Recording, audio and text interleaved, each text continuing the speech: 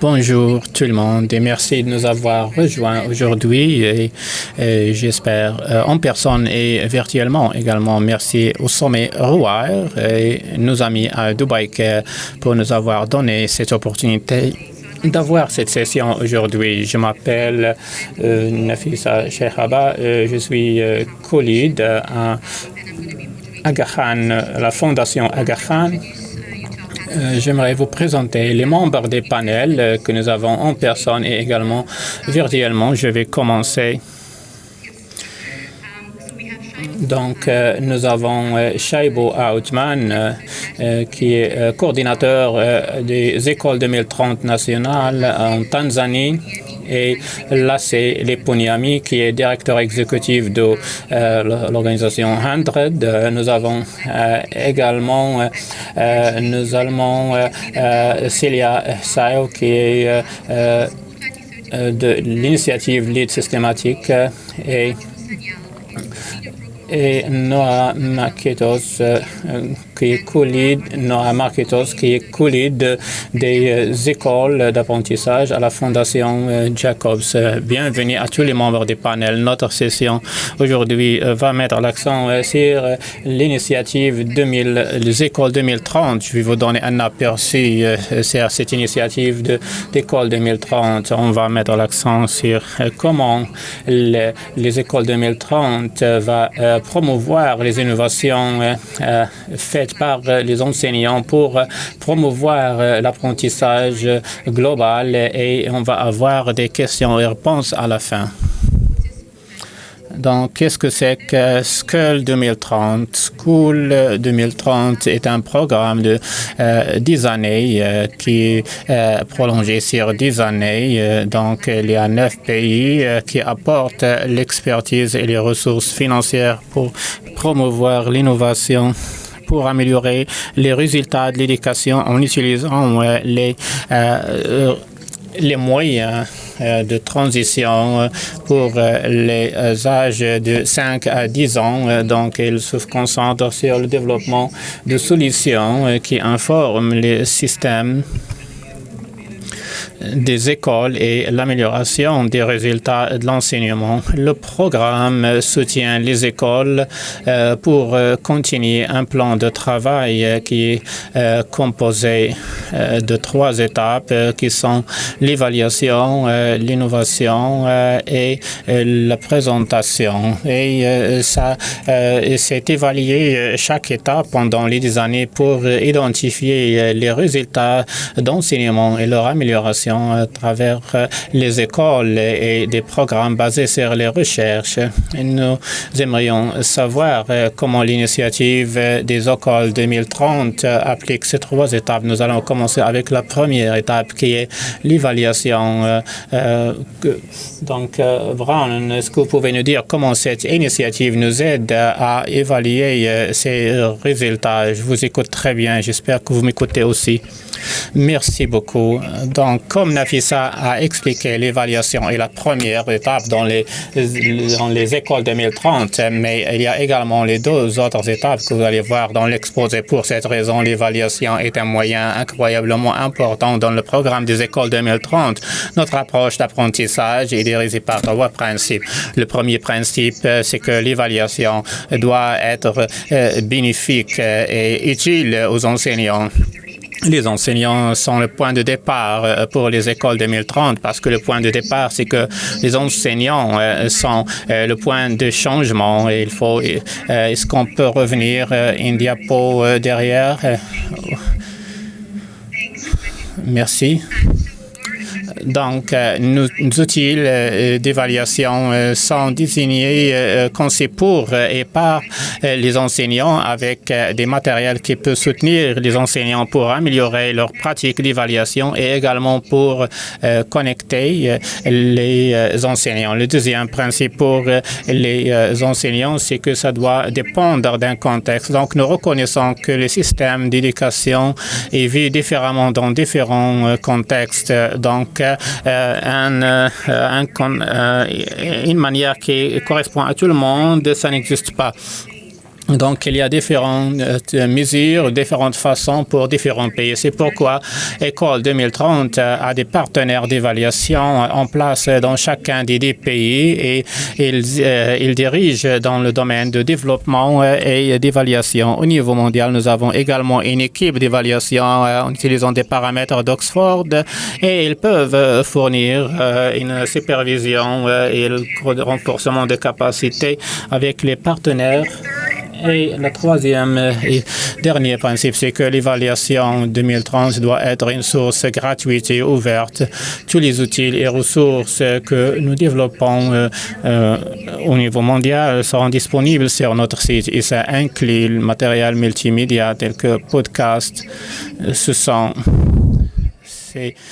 Donc, on peut écouter tout ça si vous êtes intéressé par l'apprentissage.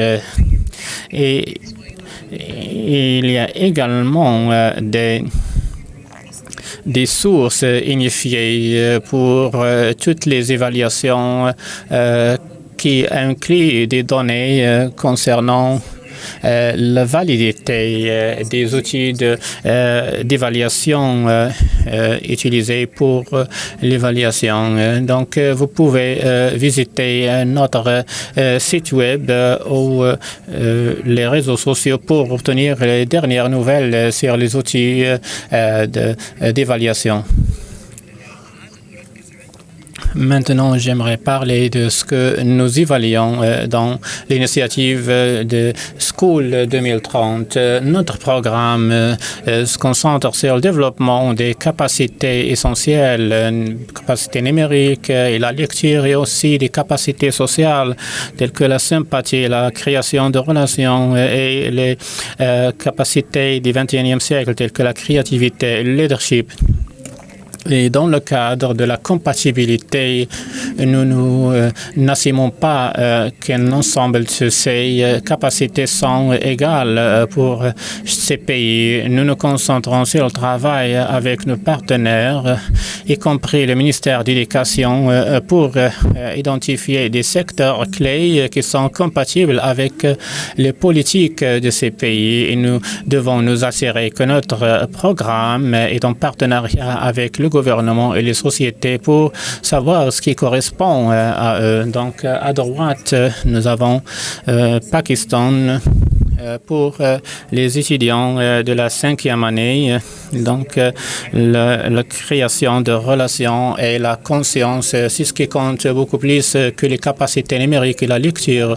Donc, dans le primaire, les pensées critiques et le respect de l'environnement ont été ajoutés au secteur ciblé. Et pour les 15 ans, nous avons ajouté la conscience numérique et numérique tout en continuant de se concentrer sur la lecture et le respect de la diversité et les capacités numériques. Et ça nous donne une idée comment dans chaque pays on pense aux priorités et aux secteurs les plus importants dans ce secteur et ce segment d'âge. Et à gauche, vous pouvez voir ce graphique qui montre les secteurs les plus importants pour chaque catégorie d'âge. Et vous pouvez également voir qu'en plus de la lecture et la connaissance numérique, il y a plusieurs informations qui ont été recueillies dans les 10 pays. On peut voir qu'il y a la créativité, la résolution de problèmes et l'autoconscience et l'empathie ont été choisis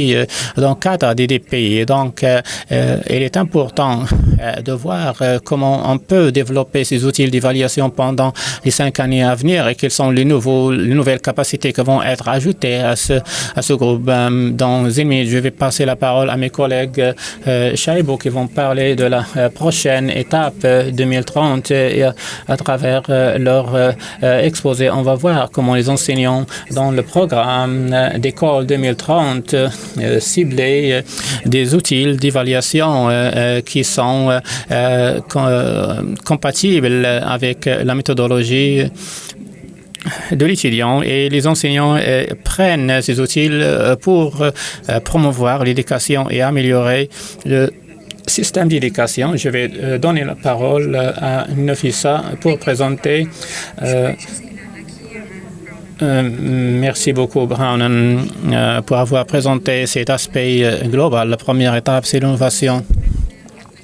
Donc, sur la base des écoles 2030, nous avons exploré la deuxième étape d'innovation avec les enseignants. Shaibo, est-ce que vous pouvez nous parler de votre expérience avec les enseignants et comment les écoles 2030 ont aidé à soutenir le processus d'éducation en Tanzanie? Merci beaucoup, Nafisa.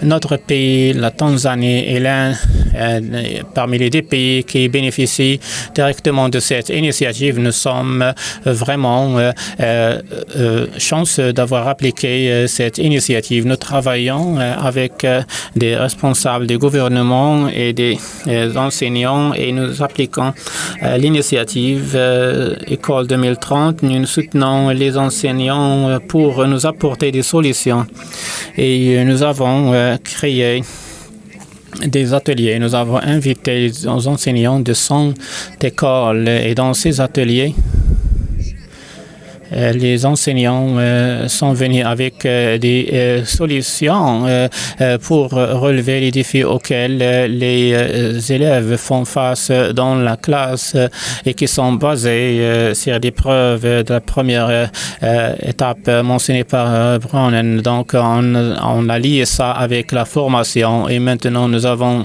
100 solutions disponibles auxquelles les enseignants ont abouti pendant les ateliers.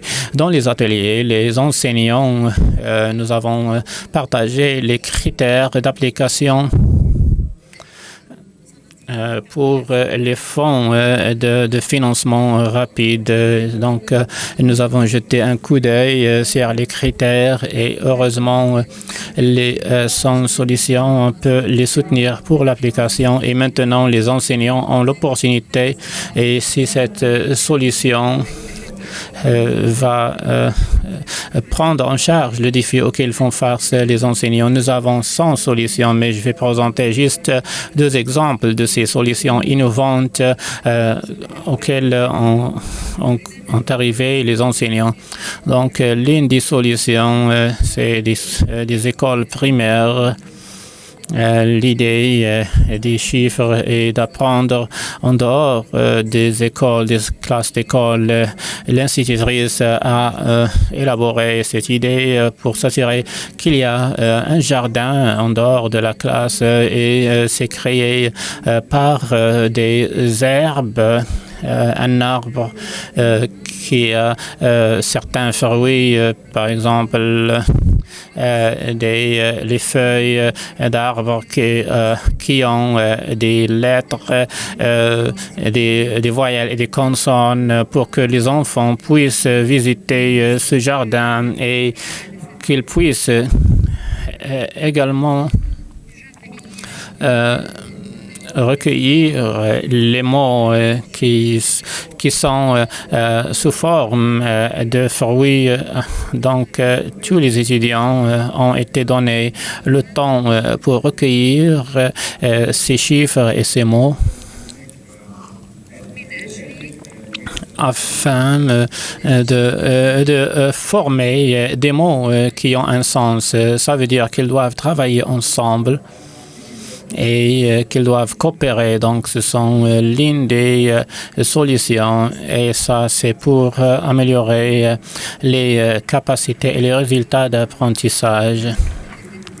Les enseignants ont déterminé 3 fautes, dans 3 risques dans ce domaine. Donc, à travers cette initiative, les élèves ont commencé à apprendre rapidement en plus de la coopération et cela est excellent pour les étudiants d'avoir ces capacités. L'autre chose pour l'école primaire, ça concerne l'analyse critique. L'un des enseignants est arrivé à l'idée d'analyse critique pour renforcer les capacités des étudiants dans ce domaine et cela leur a donné plus de confiance en soi chez les étudiants. En plus, cette solution a été présenté pour donner plus de livres pour les élèves, alors que les autres ont reçu des livres vides et les étudiants peuvent remplir le livre en travaillant sur ces allusions qui sont sur le livre et à travers cette solution, nous garantissons que les étudiants améliorent leur capacité de pensée critique. Parce que le livre peut être vide et n'a qu'un mot, et ils remplissent ce livre à travers leur manière de penser. Donc, nous avons travaillé sur un ensemble de ces livres après des mois. L'enseignant, quand il pose une question sur les étudiants et leur demande sur ce qu'ils ont fait avec ces livres. Donc, de cette manière, nous renforçons les capacités d'écriture et de pensée critique et de créativité. Les enseignants également font des réactions pour la pensée critique afin de donner l'opportunité aux étudiants de réviser et de lire ce qu'ils ont lu avant de le lire à toute la classe. Donc, ce sont certaines solutions présentées par les enseignants, mais nous avons une centaine de solutions de différentes sortes pour soutenir les étudiants de manière globale. Ces solutions sont basées sur les preuves recueillies par les enseignants de l'évaluation rapide. Merci chez vous d'avoir partagé ces histoires inspirantes de la Tanzanie. Si on peut connaître un peu de votre expérience de l'Inde. Merci Nafisa, j'espère que vous m'entendez bien. On va passer maintenant en Inde. Il y avait une fermeture d'école à cause de la pandémie et c'était le plus long dans le monde et la plupart des innovations c'était en collaboration avec les écoles et les communautés. Beaucoup de solutions qui ont été créées ont été en dehors de l'école. Pour que les étudiants continuent à apprendre en dehors de l'école au sein de leur communauté. Les idées qui ont apparu pendant ces discussions conjointes depuis l'année dernière, c'est de savoir comment aller au-delà de l'école liée avec un espace physique et les frontières de l'école et aboutir à une idée que l'école, c'est n'importe où l'étudiant se trouve. Donc, le mur d'apprentissage, c'est juste un tableau blanc à travers lequel peut apprendre et un volontaire peut venir écrire une énigme ou une question. Beaucoup de questions arrivent et essayent de répondre. Cela a encouragé les communautés pour se mettre ensemble et nous voyons comment on a ajouté beaucoup plus d'éléments et de segments d'âge. Ils ont ajouté beaucoup plus de questions et cela a ajouté à l'expérience d'éducation sans utiliser la technologie. Ça, c'est une simple solution. Autre chose, pendant le début de la pandémie, nous avons utilisé la technologie, mais plusieurs sociétés en Inde ont des niveaux de pauvreté très extrêmes et ils n'utilisent pas les téléphones portables ou de l'Internet fixe. Donc, comment on peut encourager ces enfants à apprendre sans technologie? Comment on peut fournir cette solution pour garantir que les enfants qui vont aux écoles gouvernementales peuvent apprendre en dépit de leur relation avec la technologie ou l'Internet. Cela a été à travers différents outils simples à un coût de 50 cents qui contient certains outils de lecture et nous avons reçu un bon feedback de la communauté et des enseignants et cela avec l'encouragement de certains enfants. Nous travaillons avec la communauté et les écoles et grâce à ce feedback pour concevoir des outils les étapes primaires et également pour les enfants de la 4e et 5e année pour renforcer ce type d'apprentissage chez les sociétés ou les communautés les plus pauvres. Merci d'avoir partagé avec nous tout ça. Il faut s'approcher de nos communautés et de nos familles pour que les étudiants continuent d'apprendre après avoir écouté ces solutions excellentes des enseignants et des écoles. Donc, la prochaine, nous demandons à Amjad de nous dire comment il est possible pour les écoles 2030 de faire un changement. Cette société est société à non-profit. Nous avons commencé depuis 2015. Lorsque l'on a été invités, nous étions très heureux et nous voulions penser comment on peut créer une plateforme à travers laquelle qu'on peut vérifier ces sources pour que les autres entités dans le monde puissent bénéficier de cette plateforme. Aujourd'hui, on voit qu'il y a plusieurs solutions et qui méritent d'être partagées avec les autres. Aujourd'hui, on est heureux de dire que FAVED est la plateforme que nous avons créée et nous avons travaillé sur ça pendant les 8 derniers mois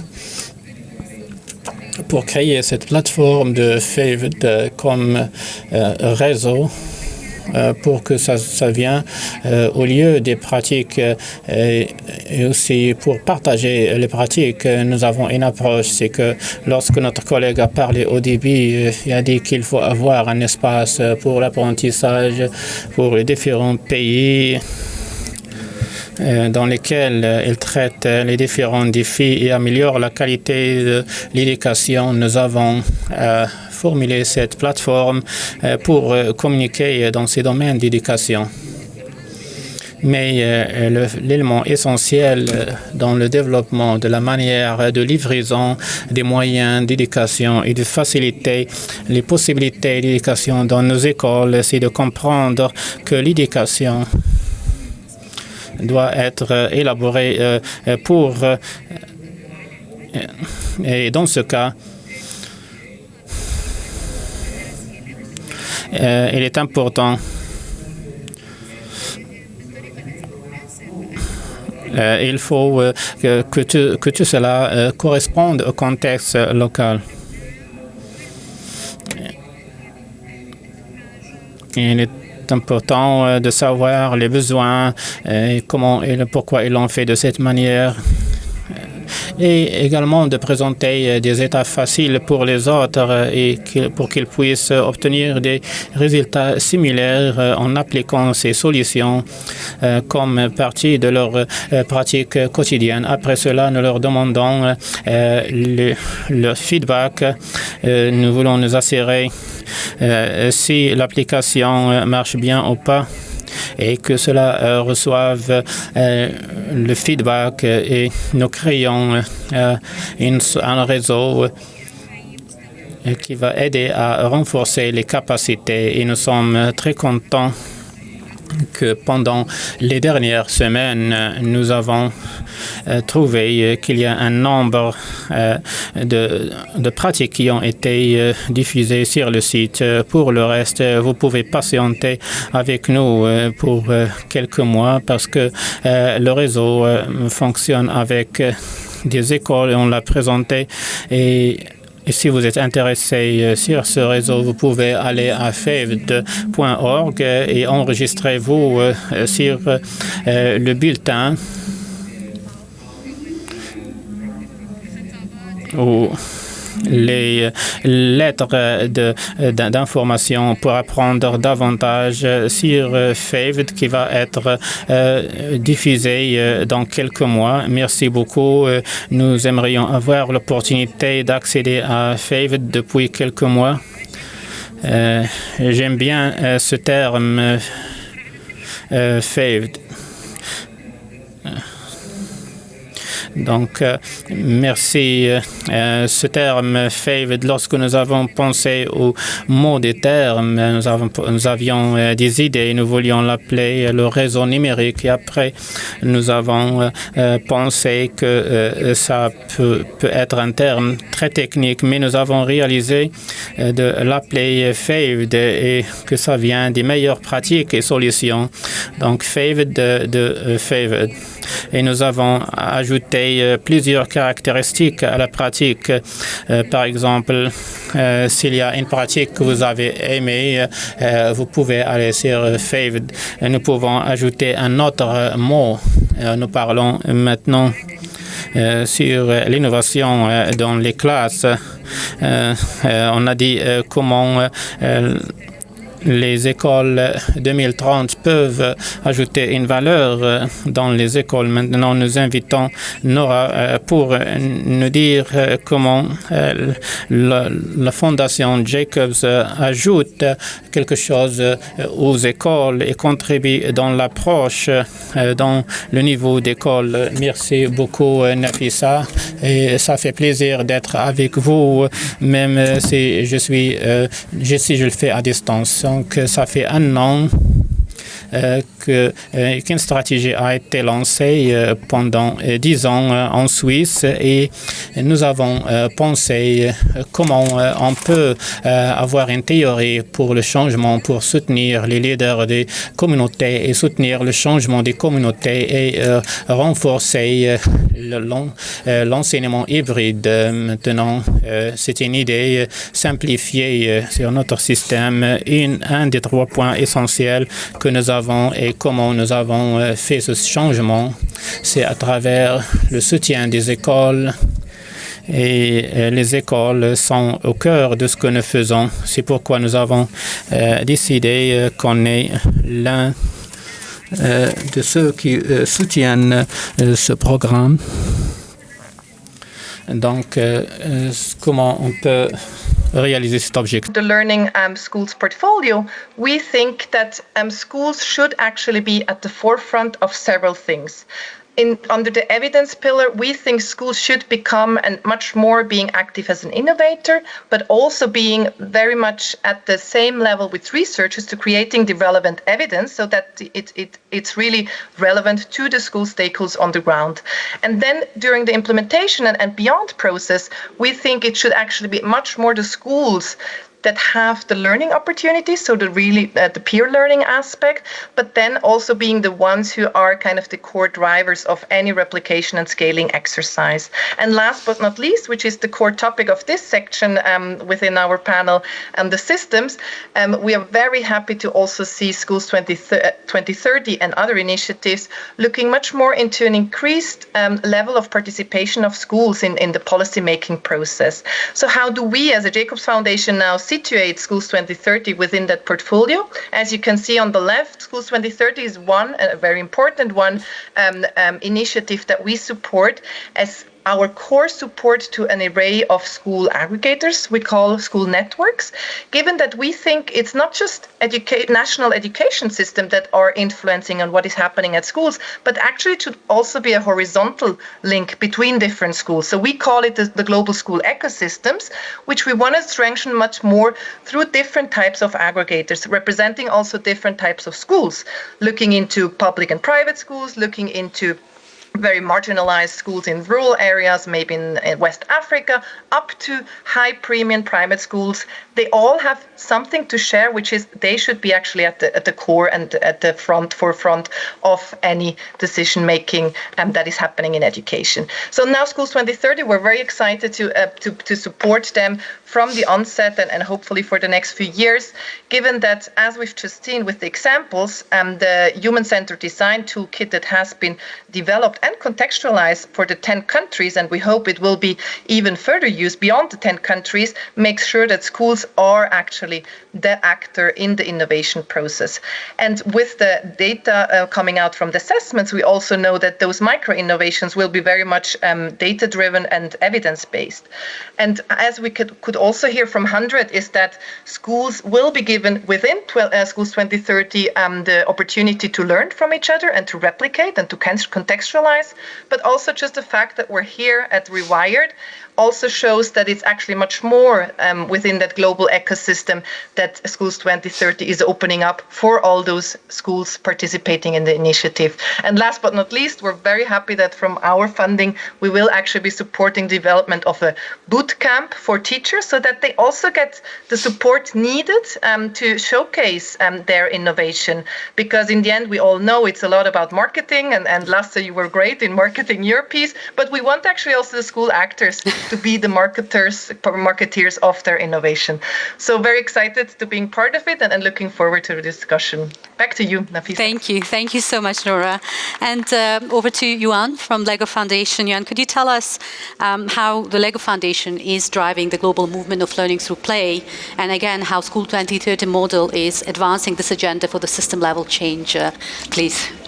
Thank you. And I think I'd start with the fact that when we've worked over the years in the learning through play space and in the education space and looked at what the link is then to holistic skills development, what we saw before COVID was that the estimation of the Education Commission was that c'est qu'il y avait des millions d'étudiants et des élèves qui n'ont pas bénéficié de plusieurs opportunités qui ont été offertes dans leur communauté. Mais après COVID-19 et pendant COVID-19, on a constaté que ce problème a aggravé davantage. Et c'est pour cela qu'on pense que les enfants doivent être offerts les opportunités de progresser. Et en tant que mouvement, on doit engager les différentes organisations pour savoir quels sont les acteurs qui peuvent travailler avec nous. Et dans le contexte d'innovation, on doit faire réussir ces transformations en utilisant les outils nécessaires. Bien sûr, il y a des pédagogies et des compétences qui sont vraiment efficaces. De toute façon, je pense que le niveau national est très important. On doit aider les différentes écoles, les institutions pour fournir des opportunités égales et surtout dans les crises et pendant les crises. Et je suis d'accord parfaitement que les méthodes ne sont pas des recettes qui peuvent être appliquées dans n'importe quel contexte. Et c'est pour cela qu'il est très important d'écouter à ce que les enseignants disent pour savoir leurs besoins. Il y a toujours cet aspect humain qui est très primordial pour permettre aux enfants et aux enseignants d'être des participants dans n'importe quel curriculum et dans n'importe quel programme éducatif. On est intéressé particulièrement en ce qui est un facteur qui nous garantit la qualité de l'éducation et comment on peut rendre la pédagogie très efficace pour tous les bénéficiaires. Et on doit échanger les idées avec toutes les parties prenantes, y compris les philanthropes, pour savoir quelles sont les choses qu'on peut mener différemment pour bénéficier les étudiants en premier lieu. Merci beaucoup pour vos remarques et j'espère que vous avez bénéficié de cette initiative de Schools 2030, École 2030. Alors, on a un peu de temps. Si vous avez des questions, vous pouvez les poser. Oui, s'il vous plaît. Est-ce qu'on a le microphone? S'il vous plaît, vous pouvez amener le microphone à la mademoiselle. Vous pouvez adresser votre question à l'intervenant. J'ai une question concernant Fave plateforme. Est-ce que vous avez un système des points additionnels? Est-ce que vous avez un système qui récompense les patentes ou quoi? C'est une question complexe et j'essaierai de la répondre.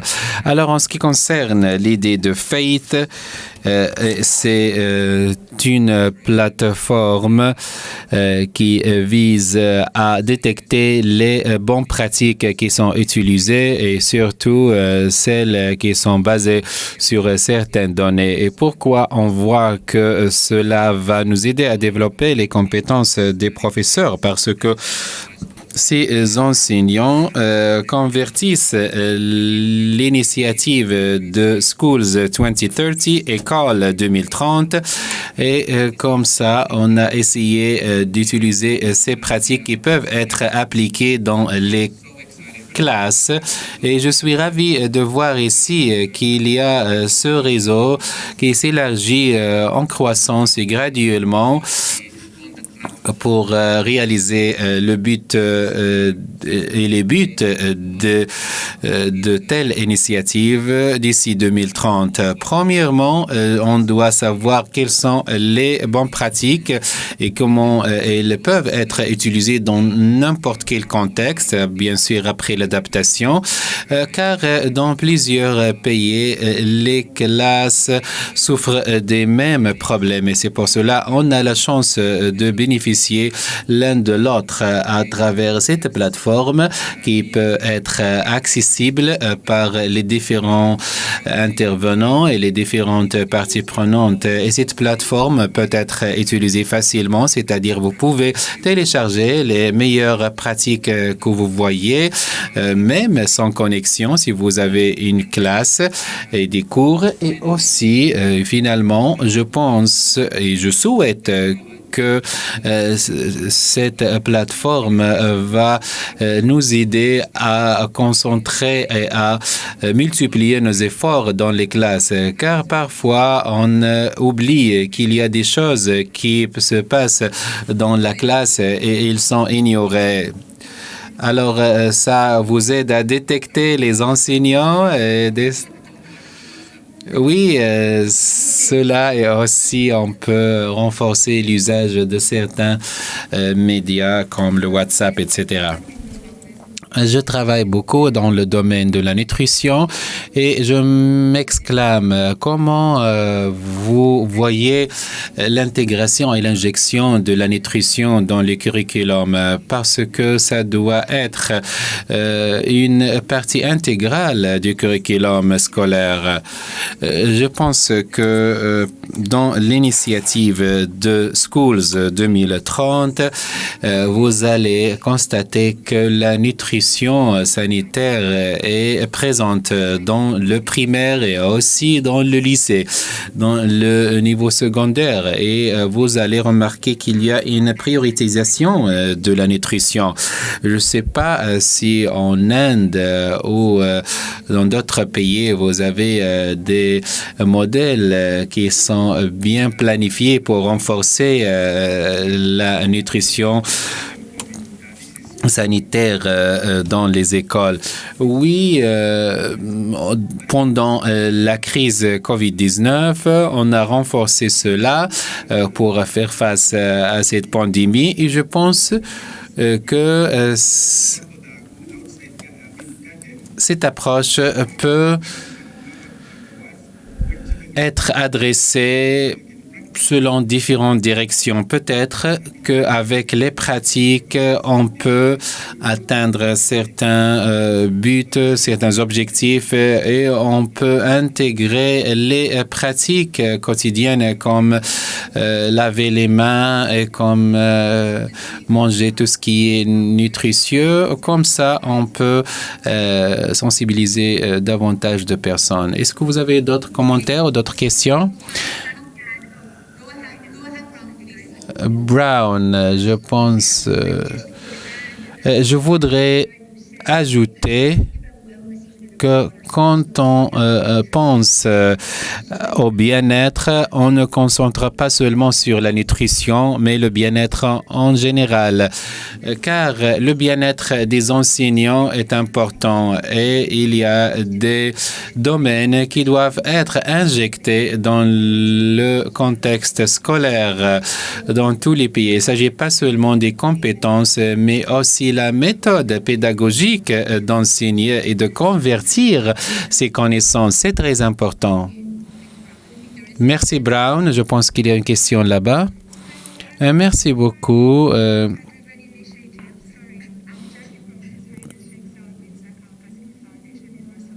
Alors, j'ai une question et je représente un département de Son Altesse, le gouverneur de Ras Al Khaimah. Comment vous envisagez les innovations dans les écoles dans les années qui viennent? On pense souvent que les universités offrent des programmes qui sont mis à jour. Et ce qu'on constate, c'est qu'il y a des défis à cet égard. Et principalement, comment éduquer et former les éducateurs et les enseignants. Et surtout pendant la crise COVID-19, on a remarqué qu'il y avait un saut de l'éducation physique et l'éducation en présence, l'éducation présentielle en éducation à distance. Et ça a été réalisé sans donner les formations nécessaires et convenables aux enseignants. Et c'est pour cela qu'il y avait quelques problèmes. En même temps, on a remarqué pendant la pandémie que pour faciliter l'éducation dans les classes, il y a toujours un besoin de soutien.